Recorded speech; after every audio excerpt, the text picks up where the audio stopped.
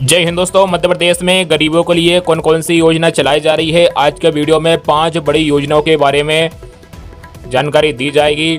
तो आप इस वीडियो को पूरा जरूर देखें और अभी तक आपने हमारे इस चैनल को सब्सक्राइब नहीं किया तो चैनल को सब्सक्राइब जरूर करें और इस वीडियो को ज़्यादा से ज़्यादा अपने मित्रों में शेयर जरूर कीजिएगा ताकि उनको भी इन योजनाओं की जानकारी हो।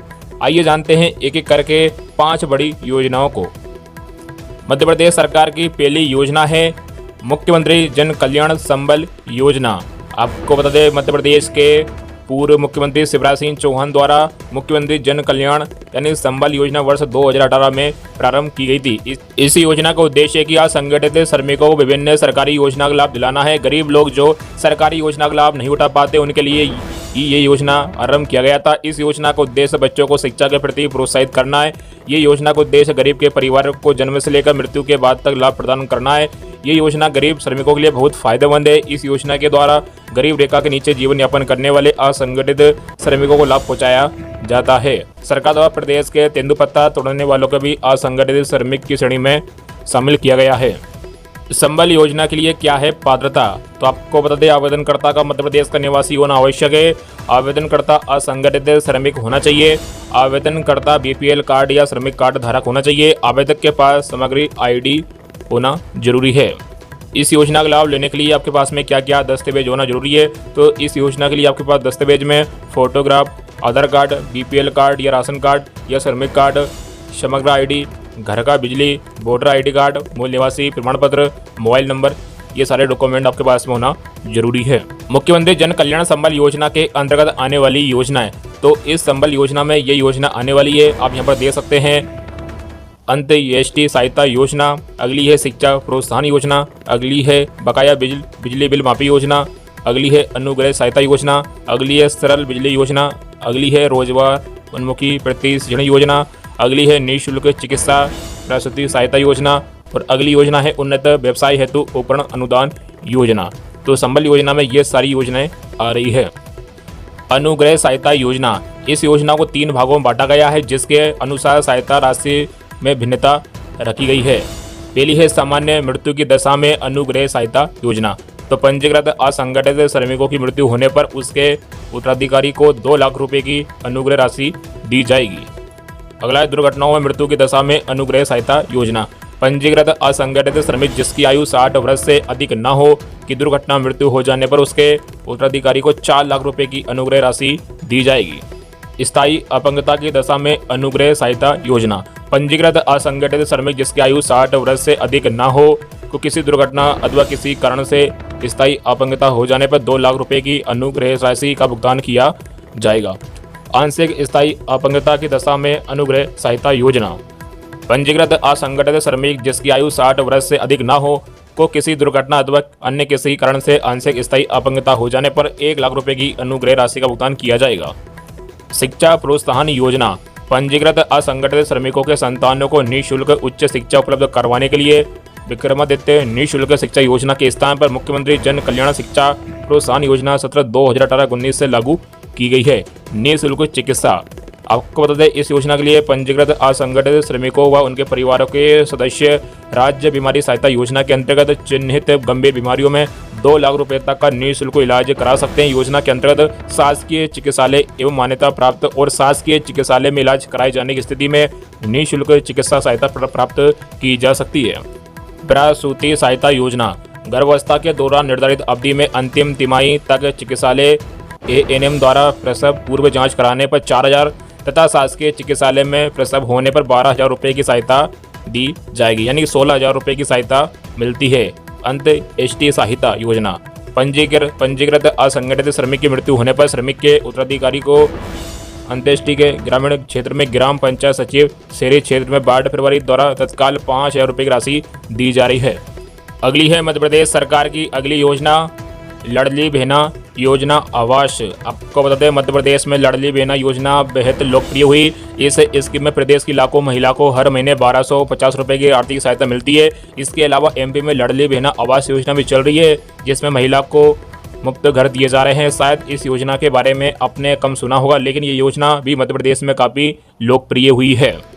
प्रदेश के पूर्व मुख्यमंत्री शिवराज सिंह चौहान ने 17 सितंबर को एमपी की राजधानी भोपाल में लाडली बहना आवास योजना का शुभारंभ किया था। इस योजना में विभिन्न आवास योजनाओं में आवास सुविधा का लाभ मिलने से छूटे गए परिवारों को मुख्यमंत्री लाडली बहना आवास योजना में अपना आवास मिलेगा। आइए जानते हैं इस योजना से जुड़ी शर्तें। इस योजना की निम्न शर्तें हैं। इसके में से परिवार भी शामिल होंगे जिनके पास पक्की छत वाले मकान नहीं है अथवा जो 2 कमरों तक के कच्चे मकानों में रहते हैं। परिवार की मासिक आय 12,000 रुपये से कम और परिवार का कोई भी सदस्य आयकर दाता नहीं हो। 2.5 एकड़ या इससे अधिक सिंचित और 5 एकड़ से अधिक और असिंचित कृषि भूमि होने पर इस योजना का लाभ नहीं मिलेगा। इसके अलावा वे परिवार जिनके पास 4 पहिया वाहन है, परिवार का कोई सदस्य सरकारी नौकरी सेवा में है तो भी इस योजना के पात्र नहीं होंगे। ऐसे परिवार जिनके आवेदन प्रधानमंत्री आवास योजना ग्रामीण अंतर्गत आवास प्लस ऐप पोर्टल पर स्वतः रिजेक्ट हो चुके हैं। कैसे करना होगा आवेदन? लाडली बहना आवास योजना में आवश्यक दस्तावेज में Samagra ID, Aadhaar number, bank account, MNREGA job card, Ladli Behna Yojana का पंजीयन क्रमांक शामिल है।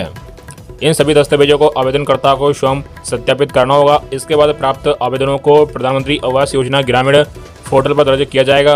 अंत में जिला पंचायत अधिकारी द्वारा सत्यापन के बाद राज्य सरकार द्वारा पात्र परिवारों को आवास आवंटन की कार्रवाई की जाएगी।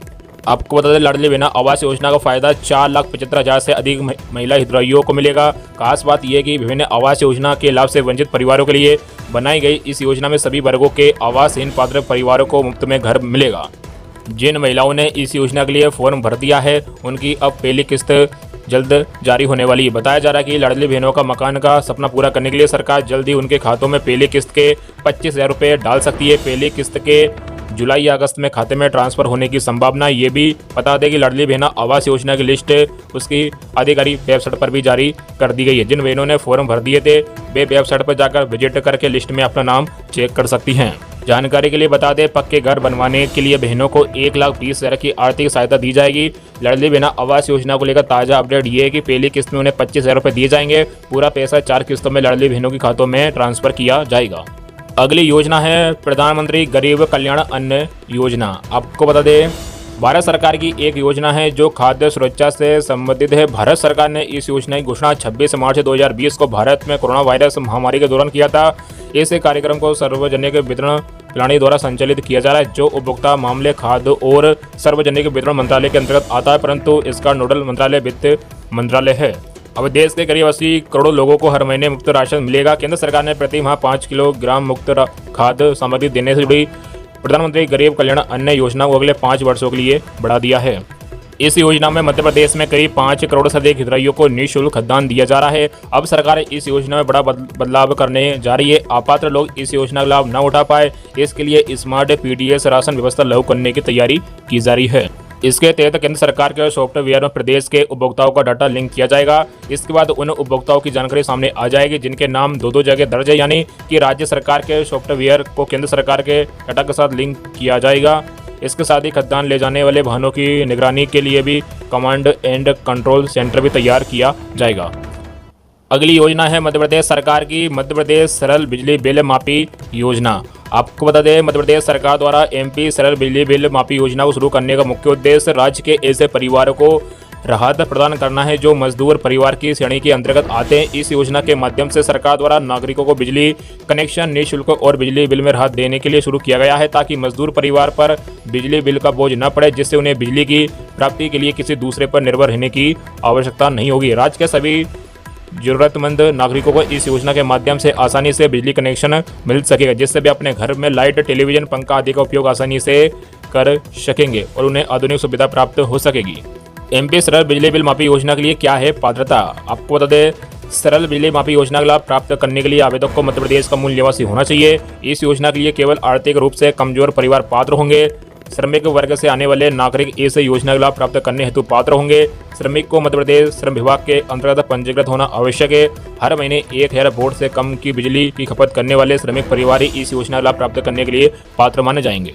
इस योजना के लिए क्या क्या दस्तावेज होना जरूरी है? तो इस योजना के लिए ये दस्तावेज है आधार कार्ड, पैन कार्ड, निवास प्रमाण पत्र, आय प्रमाण पत्र, आयु प्रमाण पत्र, बिजली bill, mobile number, email ID, passport size photo, ये सारे डॉक्यूमेंट होना जरूरी है।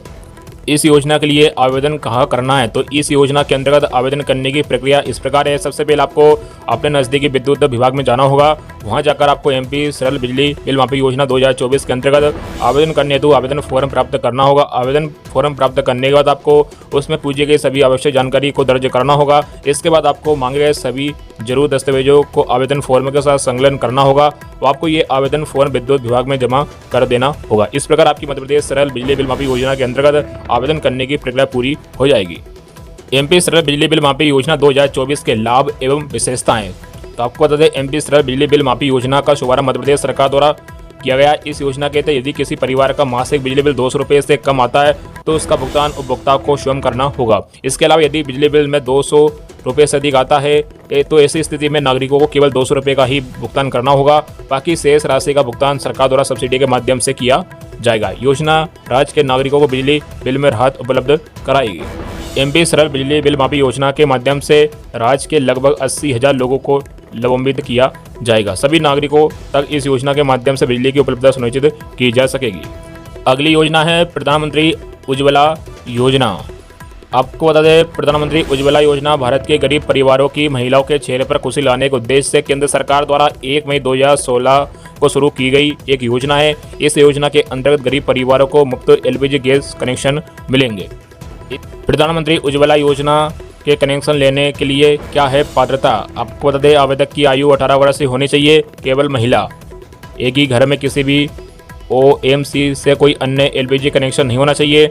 अगली है, निम्नलिखित श्रेणियों में से किसी से संबंधित वयस्क महिला, अनुसूचित जाति, अनुसूचित जनजाति, प्रधानमंत्री आवास योजना, अति पिछड़ा वर्ग, अंत्योदय अन्न योजना, चाय और पूर्व चाय बागान जनजातियाँ, वनवासी, द्वीप और नदी द्वीप समूह में रहने वाले लोग, एसईसीसी परिवारों या 14 सूत्री घोषणा के अनुसार किसी भी गरीब परिवार के तहत सूचीबद्ध है।